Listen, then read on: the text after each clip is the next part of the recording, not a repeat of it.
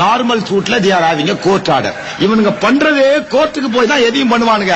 சாபானு வழக்குலையும் கோர்ட்டுக்கு தான் போனானுங்க, பசுமாடு வழக்குலையும் கோர்ட்டுக்கு தான் போனானுங்க, பாபர் நமாஸையும் கோர்ட்டுக்கு தான் கொண்டு போனாங்க, குரானை தடை செய்யணும் கோர்ட்டுக்கு தான் போனானுங்க. ஏன்னு கேட்டா இவன் ஜாதி ஆள் பூரா அங்க வச்சிருக்கான். சுப்ரீம் கோர்ட் ஜட்ஜில இருந்து இந்திய ஜனாதிபதி இருந்து அம்முட்டு அடிச்சீங்கன்னா பாப்பானா தான் இருக்கான். அவன் ஒரே அடி அவனை தூக்கி போட்டு மிதிச்சாதான் அவன் பயப்படுறான். வெளியே தீர்ப்பு எழுதி நீ வெளியே வந்தீங்கன்னா அருவாள்ல வெட்டுவோம்டான்னு சொல்லி உக்காண்டா அவன் வெளியே வாரத்துல ஒழுக்கமா எழுதுறான் தீர்ப்ப. அவன்கிட்ட போய் ஐயா இது எங்களுடைய மார்க்கம், எங்க ரசூலா ரத்தம் சிந்தி யுத்தம் செஞ்சு புள்ள குட்டியெல்லாம் தெருவில் விட்டு நாடு வந்து ஹிஜ்ரத் பண்ணி காப்பாத்தி கொடுத்துட்டு போனாரு, இதை கொண்டு போகலாம் எங்களுக்கு நரகத்துல சொர்க்கம் கிடைக்கும் நரகம் கிடைக்கும்லாம் சொன்னோம்னா கேட்கவே மாட்டான்.